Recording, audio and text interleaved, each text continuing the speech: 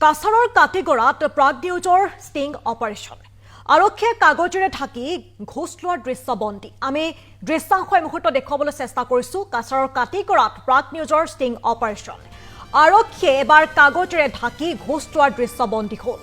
গেমন দলঙত অধিক বোজাই ভৰ্তি ট্ৰাকৰ চলাচল আৰক্ষীক ধন দি পাৰ কৰাই অধিক বোজাই ভৰ্তি ট্ৰাক এখন ট্ৰাকৰ পৰা ৩০০০ টকা পৰ্যন্ত আৰক্ষীয়ে সংগ্ৰহ কৰে দলংখনত ৪০ টনৰ অধিক ওজনৰ বাহন নিষিদ্ধ আৰক্ষীক ধন দি পাৰ কৰাই প্ৰায় ৭০ টন ওজনৰ বাহন দিন দুপৰতে আৰক্ষীয়ে ধন লোৱাৰ দৃশ্যবন্দী হ'ল কেমেৰাত একাংশ যুৱকেও আৰক্ষীৰ হৈ ধন লৈ ৰাখে কমিছন আমি কাছাৰৰ কাটিগড়াৰ দৃশ্যাংশ এয়া দেখুৱাইছো প্ৰাগ নিউজৰ ষ্টিং অপাৰেশ্যনত কিছু দৃশ্যাংশ বন্দী হৈছে এখন দলঙৰ ওপৰেৰে ৪০ টন বোজাই ভৰ্তিহে ট্ৰাক পাৰাপাৰ হ'ব পাৰে কিন্তু এই দলংখনৰ ওপৰেৰে আৰক্ষীয়ে যিহেতু ঘোষ লয় আৰু ৭০ টনৰো অধিক বোজাই ভৰ্তি বাহন পাৰাপাৰ কৰে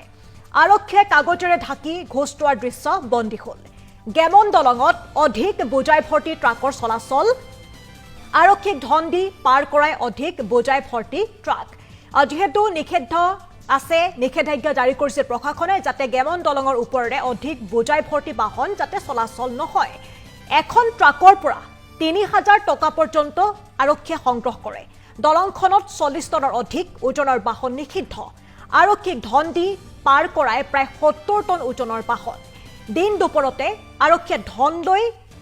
কেনেদৰে বাহন পাৰ হ'বলৈ দিছে সেই দৃশ্য এয়া বন্দী হ'ল কেমেৰাত এখন কাগজেৰে ঢাকিছে ধন তাৰ পাছতে আৰক্ষীৰ হাতলৈ গৈছে একাংশ যুৱকেও আৰক্ষীৰ হৈ ধন লৈ ৰাখে কমিছন